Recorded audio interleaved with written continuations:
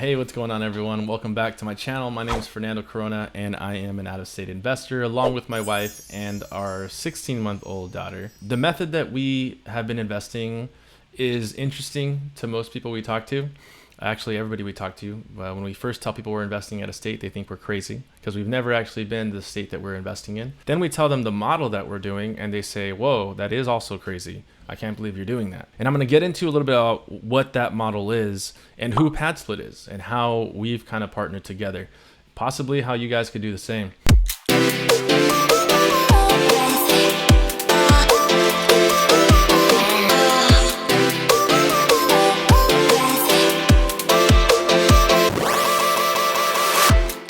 First, we start with the problem.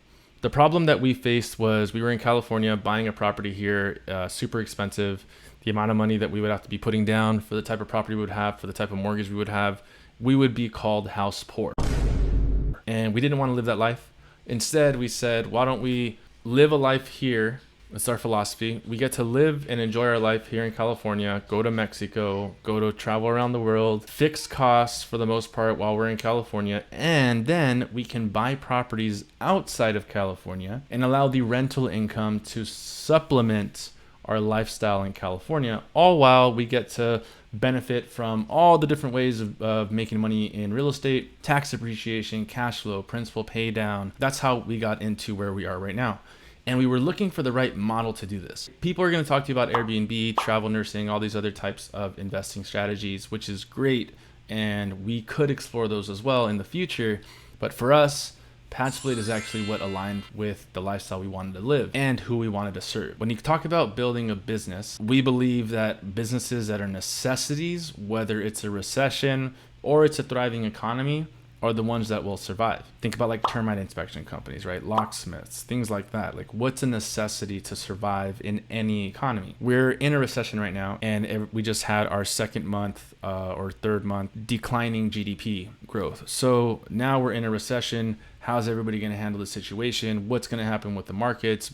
All that stuff, right? There's a lot of panic going on, a lot of fear. So when we got into this strategy, we understood, we tried to figure out what would happen in a recession, right? How would we be affected? For those of you who are investing in real estate, be aware that in recessions, rents go up. Why? Because people who can't afford to pay their house mortgage, people who got into a house poor lifestyle, right, where they got a really nice house, but it's a high mortgage, and if something happens to their job, they don't have enough runway and months to continue to pay their monthly mortgage, so they lose their property. Now, if you're an investor and you invest with the solid cash on cash ROI with solid cash flow, then you know that you're not going to have those issues because of how you are managing your portfolio. When we think about Padsplit, what we found is a solid recession-proof strategy, investment strategy. What we're doing is essentially turning a single family home, where usually that's one family you're renting out to.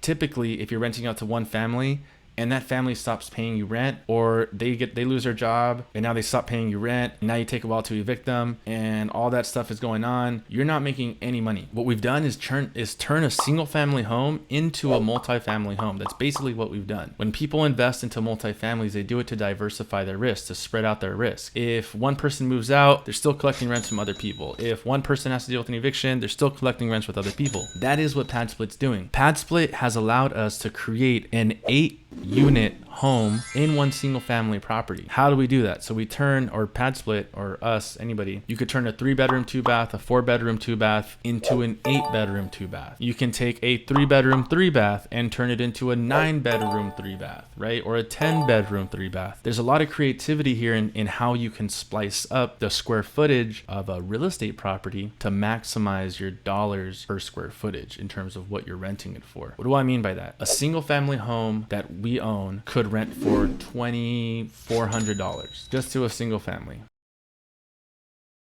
We put that up on Padsplit, we rent by the room, we get 8 people living in there, and now we're making over $5,500 a month. That's massive growth in terms of gross revenue. Okay, what does that mean for rent? for net. And when it comes to net, you're talking a difference of thousands of dollars. If we're renting it out for $2,400, you're probably going to be profitable maybe $200-300, maybe 500, maybe more if you're self-managing, but I don't recommend always self-managing if you're trying to build a real estate business, especially out of state. You want to put the right people in place, pay them what they're worth so that you can chill and enjoy your life. And so now that we're doing this rent by the room model with Padsplit, we're able to net $2,000 to $3,000 on the property that we bought 2 years ago. The property that we just recently bought, we're netting $2,000, $1,500 to $2,000. I have clients who have bought properties as well, netting over $1,000 a month. This is just a situation. It's all about how you find the properties and what you do with them. What's the exit strategy? For some people, they choose Airbnb. That wasn't a model that we personally wanted to move forward with or scale with at the time. And if that's for you, awesome. This is just an opportunity to explore what else is out there. I've shared a lot. We can get into what Padsplit is, but I needed to give that foundation so that for those that it aligns with, perfect. For those that it does not resonate with, well, then at least you got to know another option. Let's dive into Padsplit.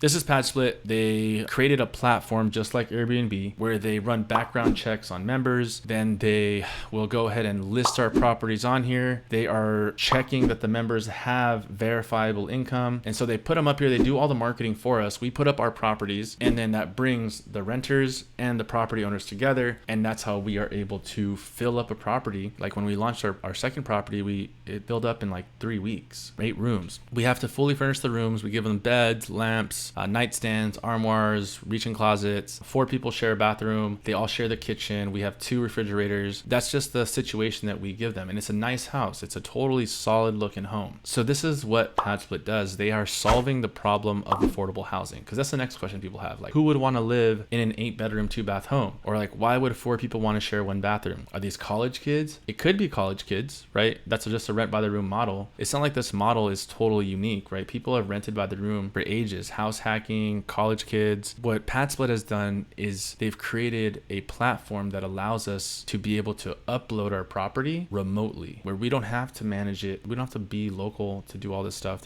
Everything is remote. The challenge that a lot of people have sometimes is, like, I'm talking about tenants. The challenge that tenants have is saving up a security deposit, having the right credit score, and then actually committing to living in a place for a whole year. Some people don't have all those 3 to be able to commit into a property. And so they need a place to really be grounded so that they can build all that up and then eventually move out. Our average stay right now is 8 to 10 months, which is unheard of because people would think that's a long-term rental. It's a midterm rental strategy, right? Padsplit says their average tenant stay is 6 to 8 months. We found the average tenant stay to be 8 to 10 months, at least for our homes. And we're trying to create an experience where they enjoy staying there, right? That we do take care of them, that they're treated respectfully, that we attend to the problems that they bring up in their ticketing systems. Padsplit is just a platform that allows us to rent by the room, maximize our cash flow while also solving the problem of affordable housing. A few questions I get are, okay, Fernando, how are you doing this, legitimately? Or how are you turning a 4-bedroom, 2-bath into an 8-bedroom, 2-bath? And you have to look at the square footage of the home. So we're actually getting rid of as much of the communal space as possible, like living rooms or shared anything. And they're only sharing the bathroom. They're only sharing the laundry room, and they're sharing the kitchen. So, but the living room, we turn into a different room, and we're looking to optimize the square footage everywhere else. If there's a dining room that has square footage, that's becoming a bedroom. So all the square footage in the home, we are converting into a bedroom. Padsplit does have limits. You can only have 4 beds to 1 bath. So that's why you can do a 4-bed, 1-bath, 8-bed, 2-bath. You can do a 10-bed, 3-bath, or a 9-bed, 3-bath, right? So there's different strategies you can implement to get the cash flow that you're looking for, depending on the type of property that you're getting. Then people ask, is all this permitted? Part of the risk that goes into this is you either going to get it permitted, which means the risk is you're going to go months trying to get it permitted, having that whole battle, or you're going to go the route of maybe not permitting. I'm not recommending you go that route. I'm just saying to understand certain risks as you get into this model. That's one of the risks. You got to remember as well, when Airbnb first launched, there was very little regulation because Airbnb was really like a pioneer in that industry that was disrupting the hotel market, and Airbnb took off. We're just now seeing Airbnb regulation. They've been around for like 10 years or more. So Padsplit now has been around since 2017. It's 2022. Currently, I don't see a ton of regulation on Padsplits because they're not short-term rentals. So this is one of the benefits. They're considered midterm rentals or even long-term rentals. The average stay is 6 to 8 months. A short-term rental is considered anything underneath 28 days or underneath 30 days. This does bypass that short-term rental regulation. So that's a good thing. I'm curious to see how it becomes regulated in the future. Regulation is not a bad thing, right? Regulation just means that it's becoming more legitimized. It does suck when certain cities or states kind of oppress the growth of new technology, especially if something that's solving a problem. Personally, I think it would be very hard for them to stop affordable housing because affordable housing solves their problem. Los Angeles, Atlanta, Jacksonville, I mean, these are different cities that struggle to provide affordable housing with the rising prices of homes. What incentive do people have to provide affordable housing if they can rent things out for an insane amount of money to other people? This is a strategy where it can help the cities, and it helps the homeowners, and it helps the tenant. The last thing I want to talk about as to why I appreciate Padsplit's platform is there's not really seasonality in the sense that people move out completely. You know, you completely lose a ton of rents in 1 month. That's not the situation. Because we're solving affordable housing, there's always people who need affordable housing. There's actually a shortage of affordable housing. What that means is like people who work in the heart of a city are struggling to find housing in the heart of that city. You always hear about people commuting an hour, 2 hours from work. This is a situation where people can actually live in the city that they work in. And so that's what I mean by solving affordable housing, and that there is a shortage of affordable housing that Padsplit is helping to solve, as well as us, as well as you, right? If you are a homeowner or an investor who's looking for a strategy, you would be helping to solve a problem. Who am I? My name's Fernando, and myself, my wife, and our daughter, and our 16-month-old daughter, and our dog Lincoln, we are real estate investors, and we invest out of state into properties where the numbers work, into strategies where we believe can be recession-proof, that don't have as much seasonality. At times, people would say we sacrifice the amount of money that you can make if you had a different type of strategy. But for us, we're extremely happy making $1,000 to $3,000 net per month for our properties, especially with the cash ROI that we're capturing at like 15 to 25%. So that's why I'm a believer in Padsplit. And if you're watching this, Padsplit, I got you. Go ahead and share in the comments what you think about this strategy, what you think about Padsplit. If you're already in one, if you're already renting by the room, and now this may be giving you a different level of access. Overall, whether you hate it or you love it, I'd love to hear about why. So if you want to learn more about how to invest in Padsplits or just how to invest out of state, you can hit the subscribe button, hit that like button if this video has given you value, and I'd appreciate a follow on Instagram at itsfernandocorona.com. So I will catch you guys on the next video. Good luck. See ya.